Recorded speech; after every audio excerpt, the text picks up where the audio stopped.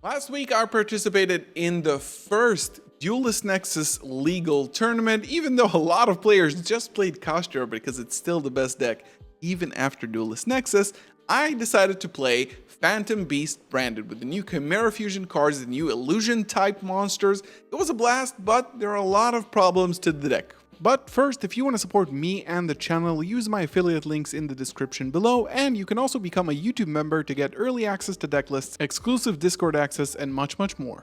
So in this video, I want to run you through the list that I played, the problems that I found, some things that I felt could have been better, and basically also show you what the deck can actually do, and eventually conclude whether it's something I think is viable past Duelist Nexus. But before we begin, make sure to leave a thumbs up on the video and subscribe to the channel. If you haven't seen my previous video on the Chimera Fusion cards, go check it out. It's going to be right up here. But I'm also going to explain to you here in really short what everything does and how everything connects. So every card that is marked as OCG is part of the new support coming out in Duelist Nexus. This is brand new support, including a brand new monster type, which in the TCG is going to be called Illusion. And of course, a new fusion card called Chimera Fusion, and some new fusion monsters as well to go along with that. So the new cards in the deck are these four, then Chimera Fusion and the Fusion. This one basically searches out an Illusion monster, you can discard it, and if you control Chimera the Mythical Flying Beast, which is Yugi's older card, which this card on the field becomes that, you can banish it to negate a monster effect, which is amazing. This card summons this card, and then this card adds a level 4 beast monster and or Chimera Fusion from your deck. So the beast you're going to add is Spring and Skid, and then Chimera Fusion is basically sort of a branded in red that doesn't banish, just quick effect fusion, non-once per turn, but you have to include a beast or a fiend. Then if you control Chimera the Flying Mythical Beast, which is again this one, you can put it back to your hand from the graveyard. Again, not once per turn, and this is a really good fusion spell. Probably the main reason to play this engine is this, because this makes a Guardian Chimera, but doesn't banish the material, so you can recur stuff of crime. So we're going to see the end board and the combo later in the video, but for now I want to run through the deck list really quickly and explain why I made some of these decisions. Also, I forgot to mention that I went 3-1 in the tournament before dropping. There were basically a lot of, I think I played 2 Kastura, a lot of, meta matches that doesn't even care about Duelist Nexus at all. I dropped because it was like 1 or 2 a.m. I didn't want to be up so late. There was a free tournament, but I did got to play a few games, which was really fun. So again, basically all the branded structure is there. You can see the Cartesia, the Quem, the Aluber. Kit is here because it's searchable, and branded in white is especially important here because we're going to be able to extend further with this card specifically. Then, Bestials and the Fright for Patchwork Engine, because Ejim Chain is of course a fiend, you can use Chimera Fusion to summon with it. Then you get Patchwork, and then you get Poly, and then you get an untargetable Chimera, which is really good. The side was pretty generic, kind of scared of Pearly and stuff like that. And then you have the Fusion monster, which basically what it does is if it's summoned, you get to rip a card out of your opponent's hand during the end phase. That's basically it. So you get a hand rip. I think what we're going to do now is I'm going to show you the combo and the end board and what this deck can do, because it's actually kind of wild off of one single card.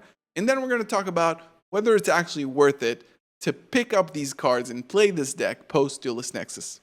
So all we need for the combo is a single branded fusion and 2 other cards, one for a discard, one to put back. So the combo is fairly straightforward. Branded Fusion is going to send us a copy of Fallen of Albaz, and then it's also going to send us a copy of Gazelle, the King of Mythical Claws, which is the retrain for Gazelle.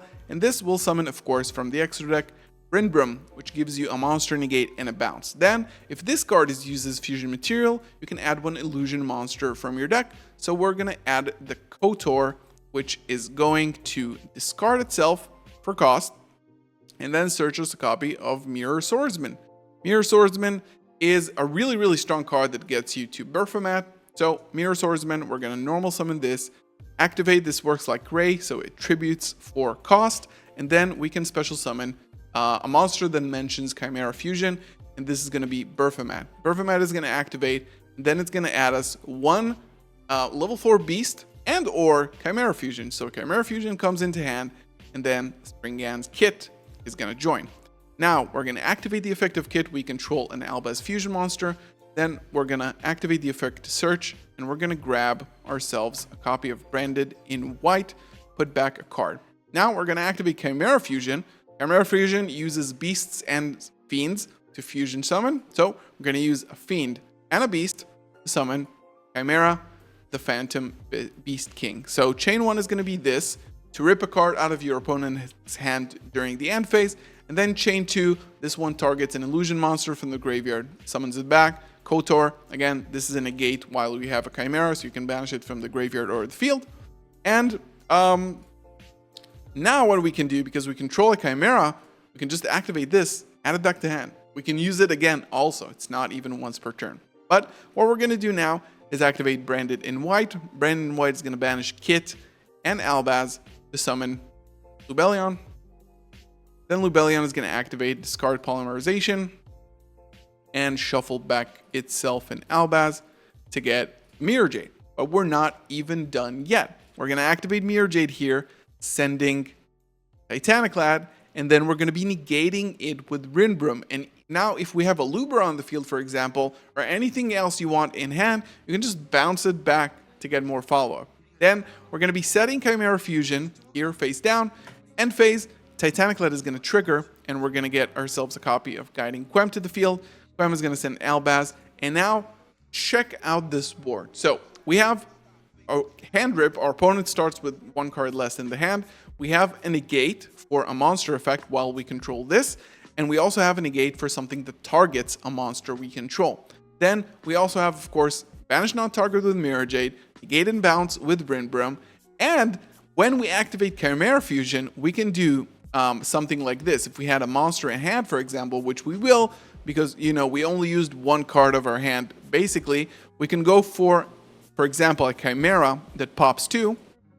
And now, since it's not banished, we can go Chimera and then Quem to bring back the Mirror Jade for another interruption. So that's about 7 or 8 interruptions in total. Now, even though that board was pretty amazing and doesn't really lose to a lot of things, it does lose to a lot of new things that Branded doesn't usually lose to. First of all, as you can see, this is 100% gas. Why? Because Branded already has a very few amount of non-engine slots, which are now being filled by this engine. And this is, trust me, the minimum that you can play. The minimum. You can't play less than 2 of any of these. And then for the KOTOR, it also might suck if you draw it as well. And then 1 Chimera Fusion and 2 of these, because you can get in 2 hand rips throughout the entire course of the game. So, no room for non-engine, basically, unless you're playing 60 cards, which of course is an option.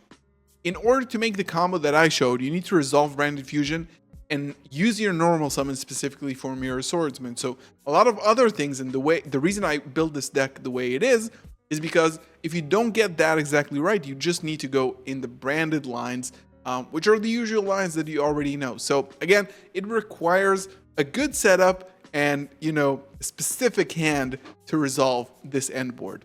The deck starts losing to things that Branded doesn't usually lose to, which is of course Droll and Lockbird, and evenly matched. You can easily play around Droll and evenly in Branded, but here, the first thing you do is kind of add cards to hand. You know, you do resolve Branded Fusion, but you can't go ahead and add Chimera Fusion, Kit, and Branded in White to your hand once you get Droll, and this actually happened to me throughout the tournament, and then I realized I just took a deck that doesn't lose to Droll and made it lose to Droll. Also evenly matched, you ended a pretty big board, but you don't have the recovery from Branded in Red and ad libitum, which kind of hurts sometimes.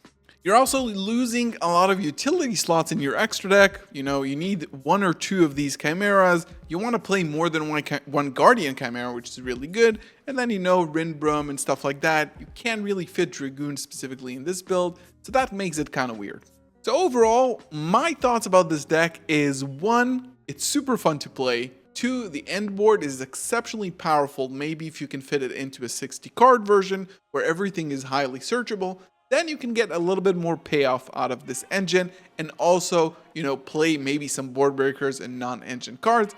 But overall, I would probably say keep this for locals and just keep playing branded. Thank you for watching. I really want to hear your thoughts on this deck down below. Give it a try, pick up the list, play it on Dueling Book or test with it, and see if you like it or not. This is probably going to be not super expensive in Duelist Nexus, which is coming out later this month. So I'm going to be picking this up and definitely bringing this to locals. Thank you again for watching. Leave a thumbs up, subscribe. I'll see you in the next one. Peace.